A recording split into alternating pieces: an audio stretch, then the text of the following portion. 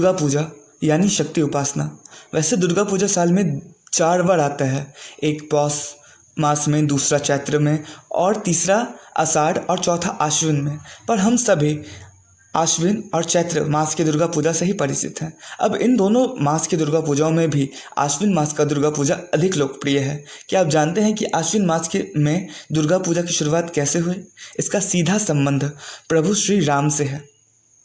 बात तब की है जब रावण के पाप से ग्रस्त पृथ्वी माता ने गौ का रूप धारण कर भगवान विष्णु के पास पहुंची और श्री हरि से अपनी व्यथा कह सुनाई। तब भगवान ने उन्हें आश्वस्त किया कि वे शीघ्र ही पृथ्वी पर राम रूप में अवतरित हो रावण का संहार करेंगे। पर तभी भगवान विष्णु एक गंभीर चिंतन में पड़ गए कि जिस रावण पर शिव और शक्ति का आशीर्वाद है, आखिर उस रावण का वध वो कैसे कर सकते हैं। इस चिंता को भगवान विष्णु ने ब्रह्मा जी के पास रखा और वे दोनों कैलाश निकल पड़े, जहाँ महादेव उपस्थित हैं। महादेव ने उनकी आने का कारण पूछा। तभी ब्रह्मा और विष्णु ने उन्हें अपने आने का कारण बताया। तब महादेव ने उन दोनों को आश्वस्त करते हुए कहा कि हे नारायण, मेरा अंश हनुमान आपकी सेवा के लिए पृथ्वी पर अवतार लेगा और जब रावण उसका अपमान करेगा तब मेरी कृपा उस पर समाप्त हो जाएगी। परंतु भगवती शक्ति का भी उस पर आशीर्वाद है और उनका कात्यायनी स्वरूप योगिनी सहित लंका में ही निवास करता है। उसको मारना आपके लिए संभव नहीं हो सकेगा। तभी शक्ति स्वरूपा माता पार्वती वहां आ गई।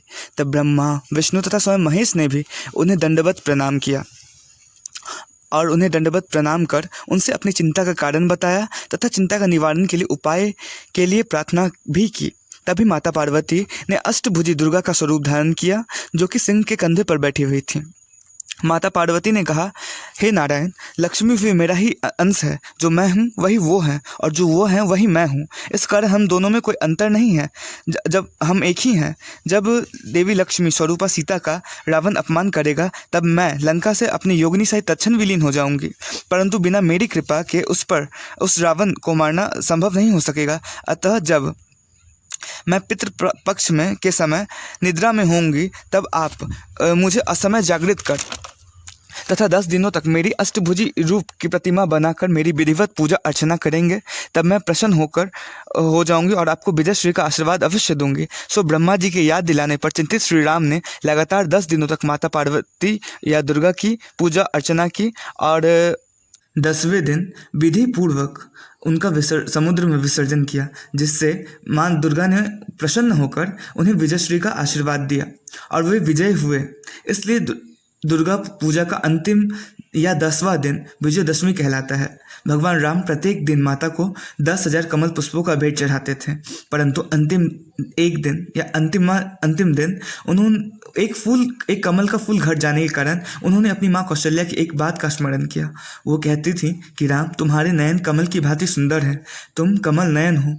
अतः भगवान राम ने अपना एक नेत्र ही माता के चरण में समर्पित कर दिया, जिससे प्रसन्न भगवती माँ दुर्गा प्रकट हुई उन्होंने भगवान श्री राम को विजय श्री का आशीर्वाद दिया। तब से ही भगवान श्री राम हर वर्ष शारदीय नवरात्र मनाने लगे।